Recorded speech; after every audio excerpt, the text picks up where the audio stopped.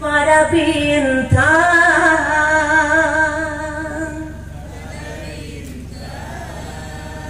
Dapatkah ku miliki seorang kekasih?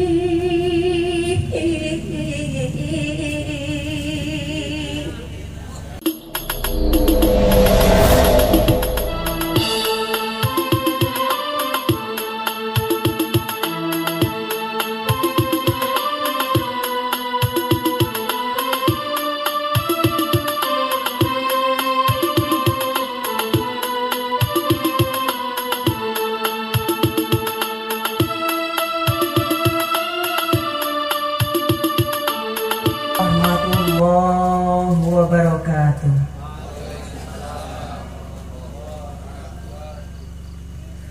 Alhamdulillahilladzi fataha awliya'ahu fathan mubina wa fawzahum fawzan 'azima. Allahumma shalli 'ala nabiyyil hashimi Muhammad wa 'ala alihi wa sallim taslima. Wallahu ta'ala fil Qur'anil Karim. A'udzu billahi minasyaitonir rajim.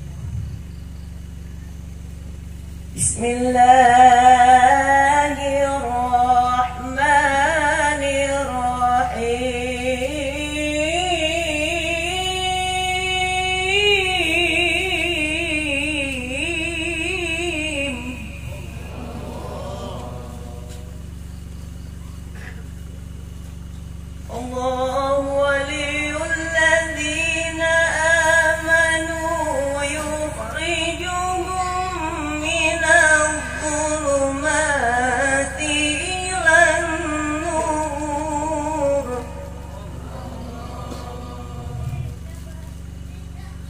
Ilahi ada maksudi wa ridho kama tudi'atini muhabbataka wa ma'rifataka. Kepada yang mulia Guru Agung Tuan Syekh Muhammad Abdul Ghawsifullah Masrur, semoga Allah senantiasa limpahkan karunia sehat jasmaninya, dipanjangkan usia dunianya, ditambah-tambah berkah karomahnya untuk kepentingan kita semua. Al-Fatihah.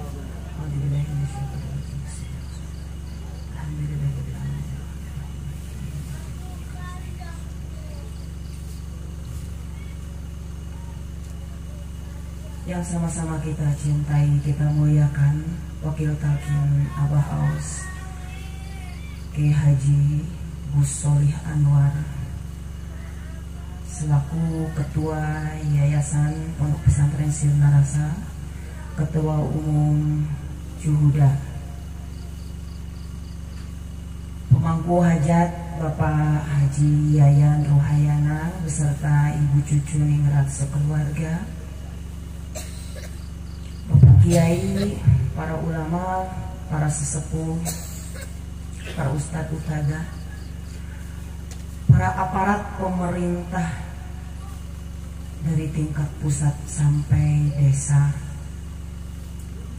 ikhwan akhwat Pondok Pesantren Suryalaya Sirna Rasa, juga para penduduk, seluruh penduduk di Desa Sukajaya, Ganjar Resik, yang terdiri dari 6.000 jiwa yang hadir secara dohir ataupun yang tak hadir secara dohir. Semoga Allah berkahi semuanya, segalanya, selamanya. Al-Fatihah.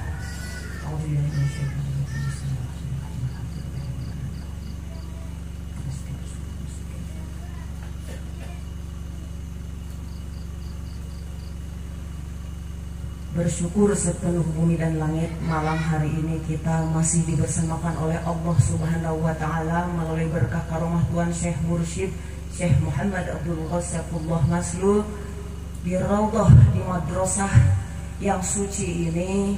Kita dibersamakan dalam majelis zikir untuk selalu mengingat Allah tanpa melihat ruang dan waktu, tanpa melihat tempat. Kita selalu terhubung kepada Allah, ingat kepada Allah kapan saja, di mana saja, sedang apa saja. Kita syukuri, alhamdulillah. Malam ini pun sekaligus syukuran untuk pernikahan Neng Lilis dengan Cep Nandar. Mari kita sama-sama doakan kedua mempelai ini, semoga Allah senantiasa berkahi dengan keluarga yang sakinah, mawaddah, warahmah, mutmainnah. Al-Fatihah. Bismillahirrahmanirrahim. Alhamdulillahirabbil alamin arrahmanirrahim maliki yaumiddin. Iyyaka na'budu wa iyyaka nasta'in ihdinas siratal mustaqim siratal ladzina an'amta 'alaihim. Neng bahagia mau nikah? Alhamdulillah. Ada yang belum nikah di sini? Ada yang jomblo di sini? Ada? Coba mana angkat tangan yang jomblo? Mana? Wah, ngaku jomblo. Nih, Akang. Neng, ini teteh ya. Panggil teteh. Masih muda, ABG. Masih ABG. Anak bapak Gaos. ABG. Saya di sini bukan mau mematahan soal rumah tangga, karena saya pun masih belajar rumah tangga. Rumah tangga itu tiap hari belajar, Pak, nggak ada yang hebat. Jadi Neng ini sekedar sharing. Apa yang akan saya sharingkan adalah hasil daripada kumpulan selama bertahun-tahun. Saya kebetulan profesi sebagai psikolog, jadi menerima konsultasi rumah tangga seperti apa. Jadi saya akan berbagi di sini. Terima kasih, Ibu. Terima kasih.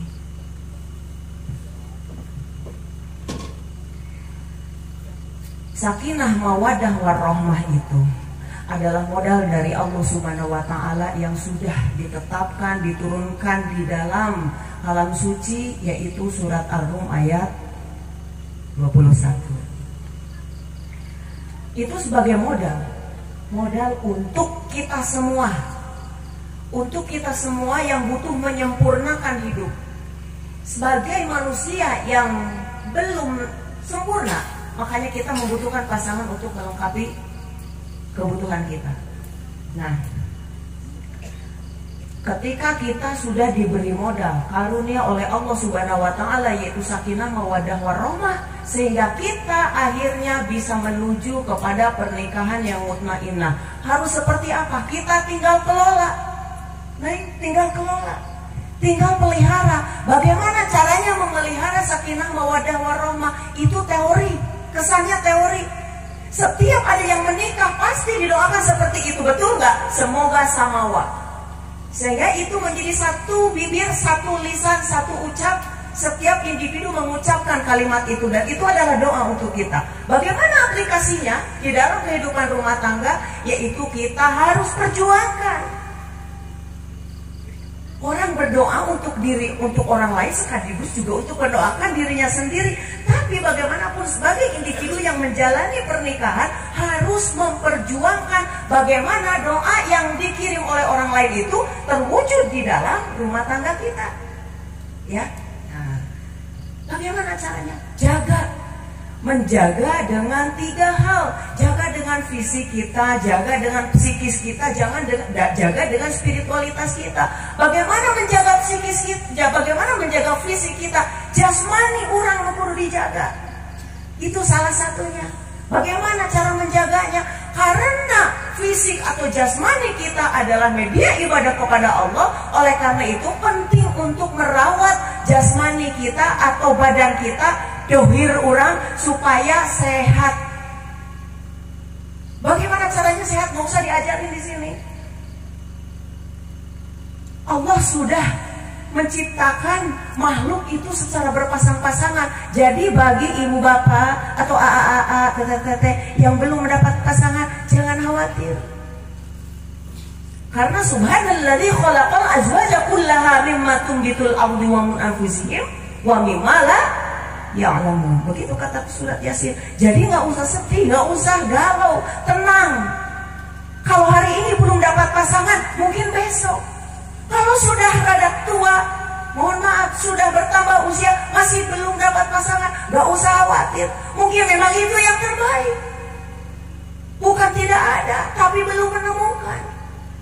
perkuat doanya, perkuat zikirnya, perkuat usahanya.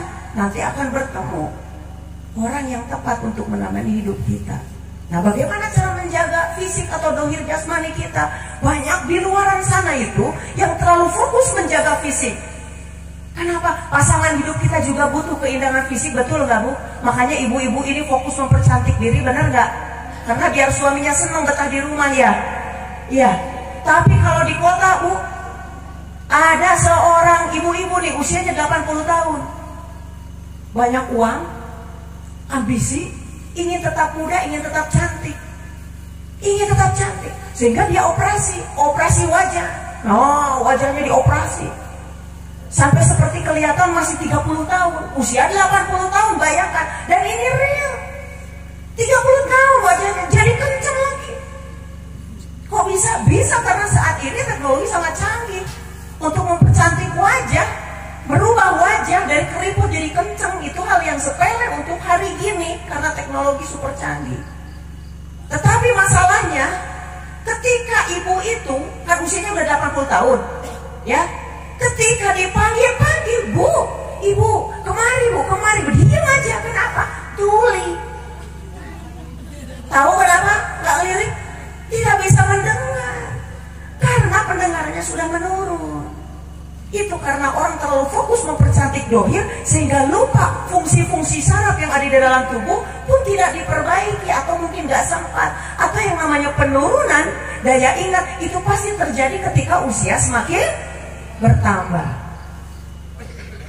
Dan catat, apabila kita terlalu fokus kepada dohir, apabila kita terlalu fokus kepada fisik, catat satu ketika fisik ini lama-lama akan menurun fungsinya. Anak muda gagah, pria muda masih perkasa, gagah tegak, ibu-ibu masih baheno, masih kencang. Lama-lama semua kena gravitasi bumi.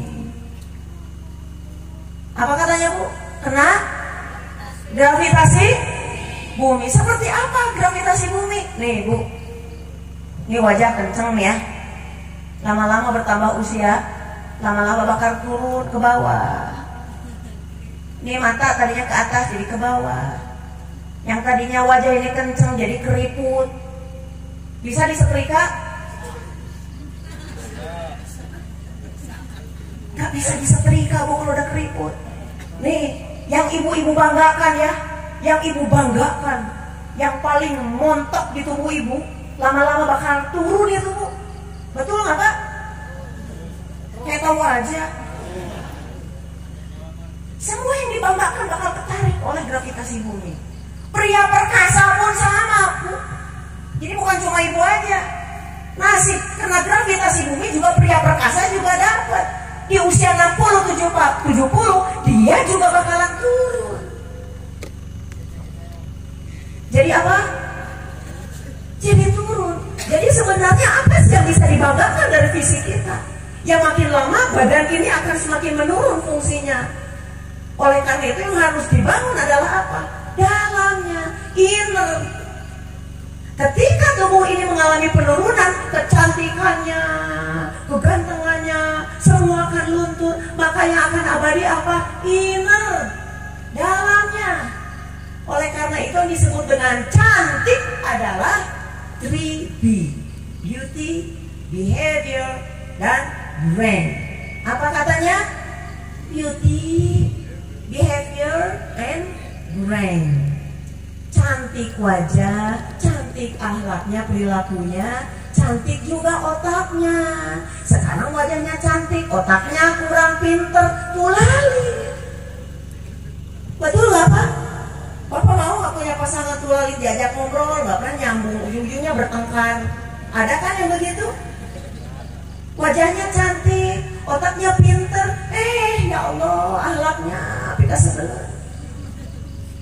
Wajah beli krim berjuta-juta, lipstiknya mahal, matanya pakai bulu mata palsu, tapi popolotut kesalaki. Bibirnya pakai lipstik, tapi mulutnya kasar sama pasangan. Sayang, tidak salah merawat seperti itu, karena pasangan juga butuh keindahan. Nah, mulailah menjaga keseimbangan dohir dan batin. Jaga psikisnya. Seperti apa menjaga psikis? Jaga emosi. Emosi itu apa? Marahnya, galaunya, keselnya, sedihnya, bencinya, irinya, dengkinya, cemburunya. Itu dikelola. Supaya apa? Supaya enak bagi pasangan hidup kita. Bikin seneng. Kalau marah boleh marah, tapi gak usah ngamuk-ngamuk. Kalau sedih ya boleh sedih, tapi nangis gak perlu teriak-teriak. Kalau cemburu sewajarnya sampaikan, abdi teh cemburu ningali acak jeung istri itu. Teu kudu datang ka dukun kedah. Ya. Itulah mengapa wanita harus mengupgrade diri supaya percaya diri. Jadi tidak takut kehilangan. Ya. Jadi andalannya bukan cuma wajah, tapi otak juga, perilaku atau akhlak. Karena akhlaklah yang akan abadi. Pada saat tubuh kita rusak, tubuh kita menurun kualitasnya, kecantikannya, itu nanti yang akan abadi itu adalah apa? Akhlaknya, kebaikan-kebaikannya. Pada saat suaminya pejamata, yang diingat adalah kebaikan-kebaikan istrinya. Betul nggak Pak? Gak kan tega ninggalin juga. Kalaupun ditinggalin itu istrinya, kalau udah soleh ya nggak ada pilihan lain ya itu. Jadi saya ini lebih banyak bicara untuk ibu-ibu. Adapun bapak-bapak mau menyikapi seperti apa? Tunggu. Apa tadi? Yang pertama kita harus memelihara untuk mewujudkan sakinah mawaddah warahmah adalah dengan menjaga fisik, kedua psikis, ketiga spiritualitas. Spiritualitas itu ruh orang. Ruh yang harus selalu dijaga nutrisinya. Nutrisi ruh yang terbaik adalah la ilaha illallah. Semakin banyak zikirnya, semakin besar cintanya kepada Allah, semakin banyak mengingat Allah, maka cinta itu akan terciprat kepada pasangan hidup kita. Gak tega berselingkuh dari Allah, gak tega berselingkuh dari pasangan. Gak tega rasanya, gak ridho rasanya kalau ini lupa kepada Allah, sehingga dia pun pasti akan selalu sayang pada pasangan. Begitu. Cinta kepada Allah itu akan melahirkan cinta kita kepada semua makhluk, terutama pasangan kita nih.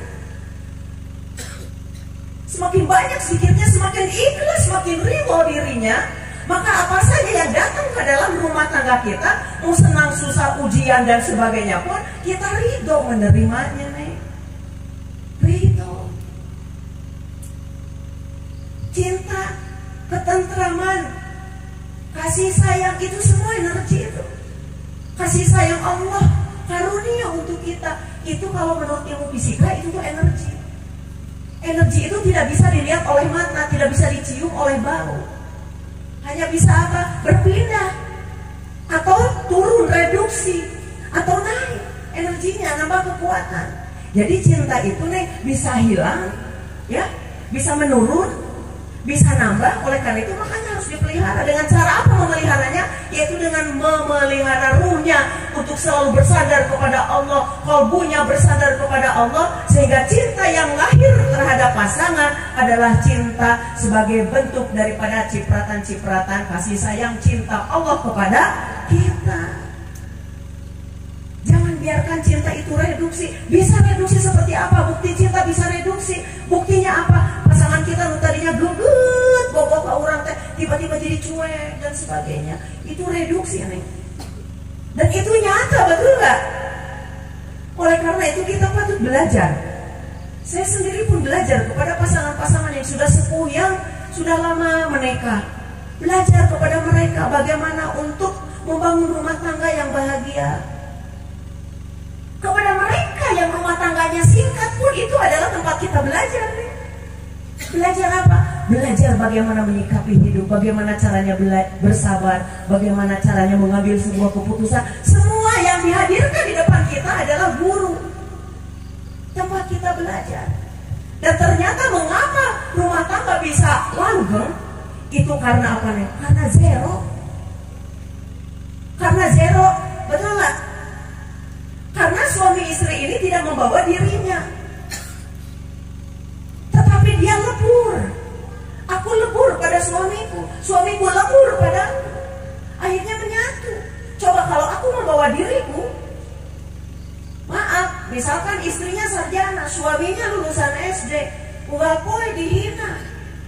Aing mah sarjana, maneh mah lulusan SD, terus mau nyambung yang maneh mah.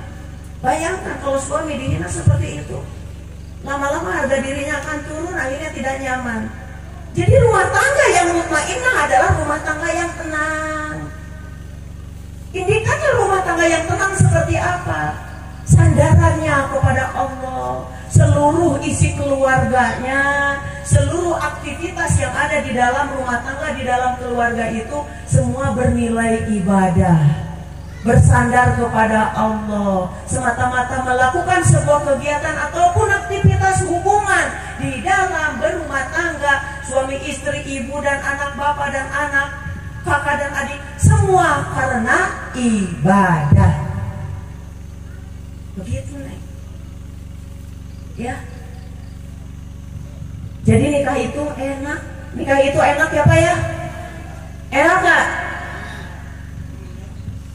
Apa? Enak.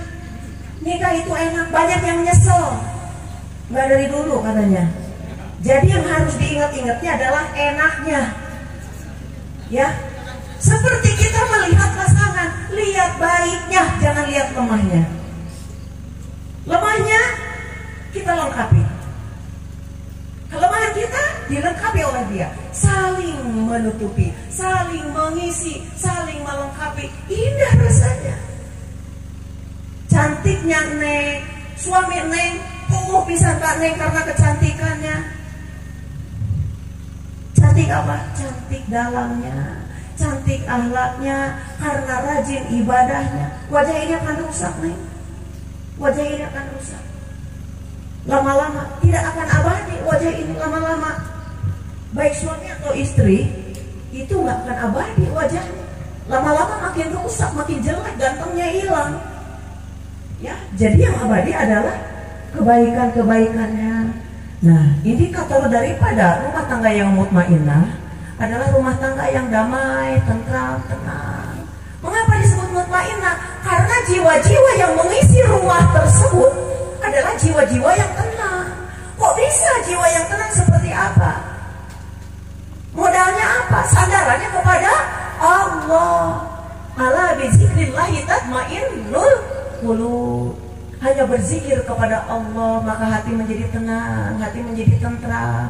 Kalau sandaran kita kepada manusia, saya suaminya cinta kepada Neng karena kecantikannya, Neng cinta pada suami karena kegantengannya, semua akan rusak. Jangan pernah bersandar kepada suami karena suami adalah manusia. Bersandarlah penuh kepada Allah. Jadi apabila rumah tangga bersandar penuh kepada Allah, maka insya Allah itu akan diberkahi. Ya. Jadi rumah tangga teh enak, Neng. Sekali lagi Pak, rumah tangga teh coba mana yang pengen rumah tangga mana? Ada di sini yang jomblo, sekali lagi coba angkat tangan. Mana? Pengen dapat pasangan, pengen? Pengen nggak? Mau didoain? Mau? Coba kita doakan, bantuin ya. Bismillahirrahmanirrahim. Yang kompak. Bismillahirrahmanirrahim. Tuh nu di tukang acan maca. Bismillahirrahmanirrahim. Hari ini kita kalah keseri. Tuturkan. Dia urang aduanya. Bareng-bareng ya. Hari ini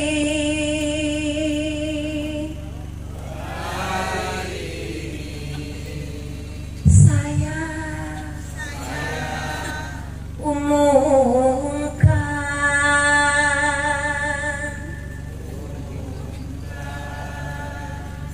pada bulan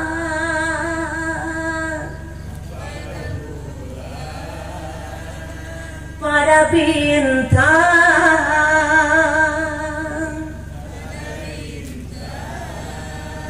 dapatkah ku miliki seorang kekasih?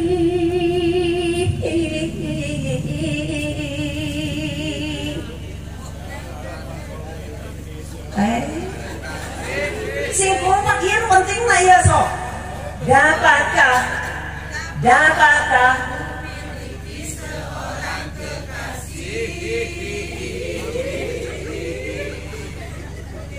dunia akhirat. Al-Fatihah.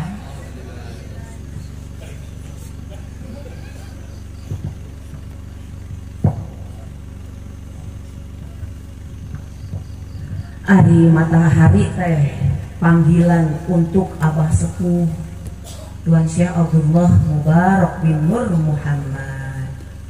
Ari bulan teh panggilan atau sebutan untuk Abah Anom Tuan Syekh Ahmad Sohibul Wafat Najul Arifin.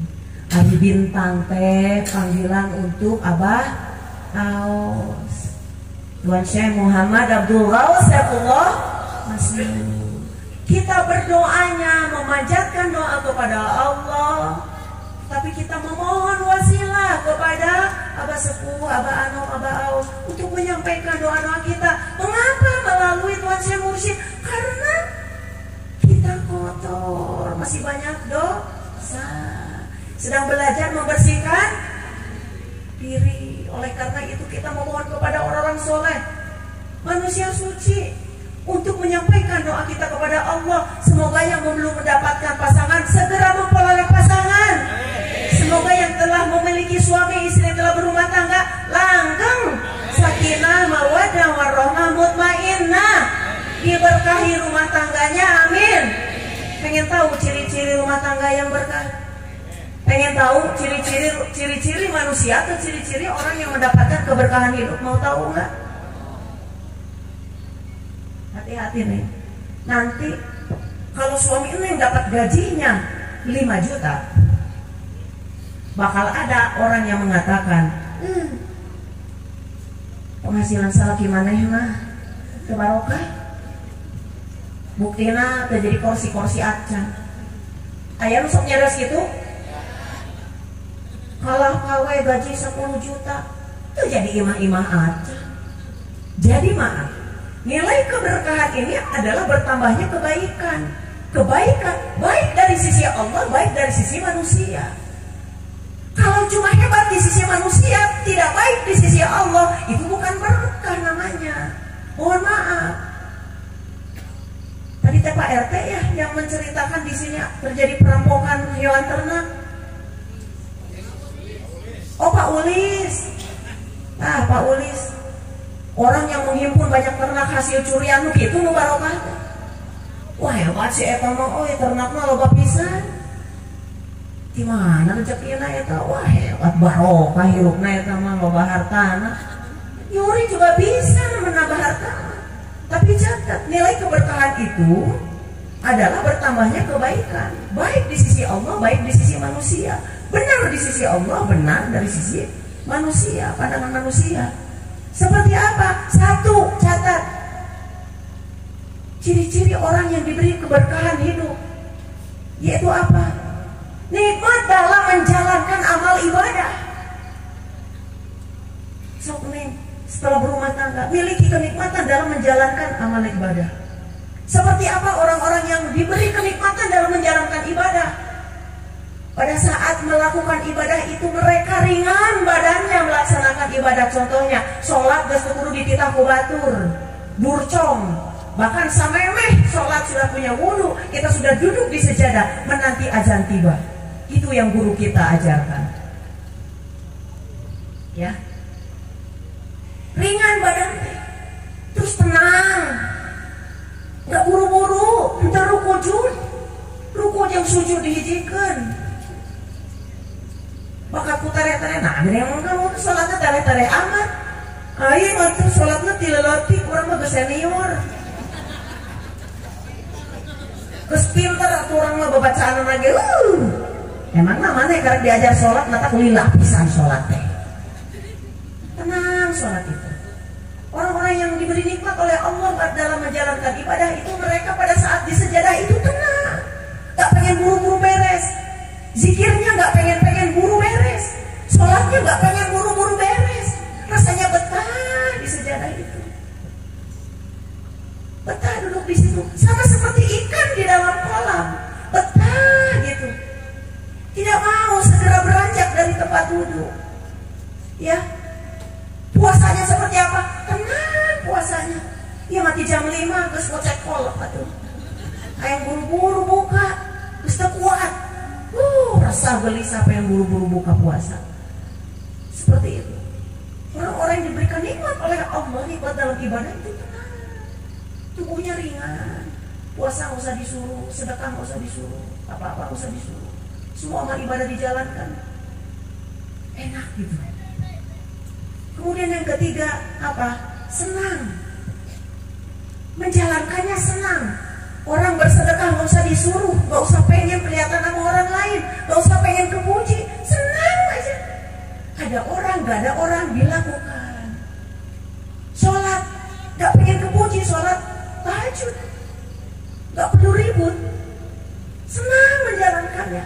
Ada orang ikuti bareng-bareng ataupun nggak ada orang, suami sholat ataupun tidak, kita jalan sendiri aja, senang.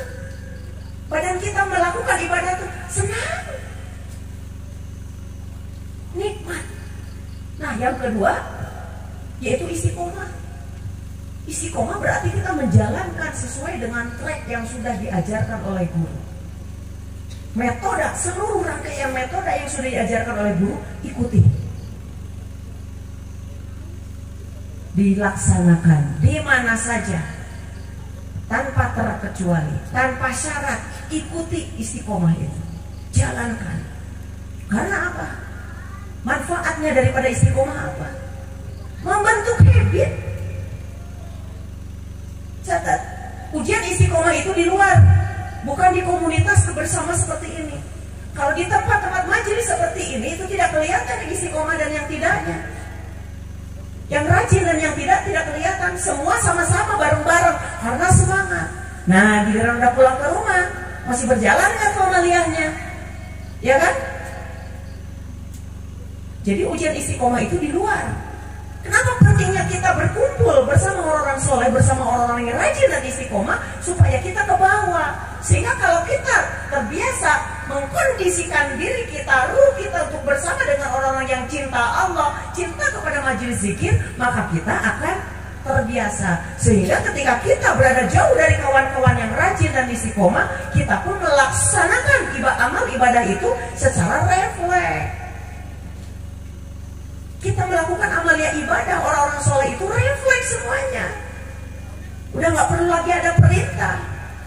Itu otaknya itu udah connecting, lakukan. Seperti itu. Di mana saja.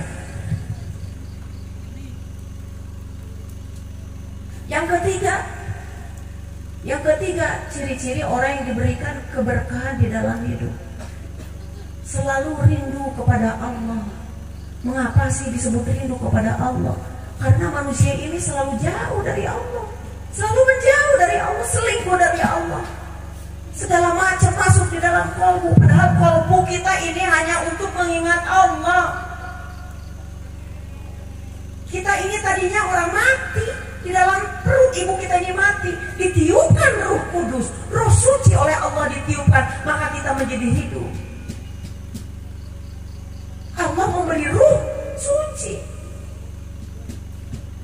mengakumulasi dosa pada saat hidup, lalu balik kita harus dalam keadaan suci. Bagaimana mensucikan ruh kita? Bersihkan kolbunya dengan la ilaha illallah. Rindu kepada Allah, rindu kepada segala sesuatu yang mendekatkan kita kepada Allah. Rindu pengajian, rindu kebaikan-kebaikan, segala sesuatu yang mendekatkan kita ingat kepada Allah. Mendekat kepada orang soleh supaya kita ingat kepada Allah. Begitu. Supaya apa? Kita menjadi orang-orang beriman. Ciri-ciri orang beriman apa? Innamal mu'minuna alladzina idza dzukirallahu wajilat qulubuhum wa idza tuliyat 'alaihim ayatuhu zadatuhum imana. Ciri-ciri orang yang beriman itu apa? Kalau disebut nama Allah hatinya bergetar. Seperti apa hati yang bergetar itu? Bergetar karena mengingat Allah, bergetar karena zikir qalbunya selalu terhubung kepada Allah. Dan ketika mendengar ayat-ayat Allah dikumandangkan, maka bertambahlah imannya. Iman yang seperti apa yang bertambah? Kalau qalbunya belum ditanami bibit iman, takkan bertambah. Bertambah itu kalau botol aqua ini tinggal setengah, dikucurin air namanya bertambah. Kalau botol aqua ini kosong namanya, kalau diisi air namanya bukan ditambah tapi diisi. Oleh karena itu kriteria atau yang disebut dengan bertambah iman itu kalau ada bibit iman di dalam kolbunya. Seperti apa bibit iman di dalam kolbu? Harus ditanam oleh guru. Tugas kita apa? Mengingat Allah cuma satu. Syekh Mursyid hanya mengajak satu, mengingat Allah, gak mengajak yang lain-lain, gak mengajak macam-macam, gak mengajak ingat yang macam-macam, cuma mengajak satu, mengingat Allah, supaya ruh kita kembali kepada Allah. Kembali bukan nanti nunggu kita mati, tapi dari sekarang. Selagi kita masih hidup, berlatih mengingat Allah supaya ruh kita terlatih pulang kepada Allah itu dari sekarang. Begitu dengan la ilaha illallah. Semoga kita semua diberikan kekuatan istiqomah oleh Allah Subhanahu wa taala. Mulai berkah karunia Tuhan Syekh Mursyid Syekh Muhammad Abdul Wasiq Maslul Al-Qadiri An-Nasabadi akan menukannya. Al-Fatihah. Alhamdulillah.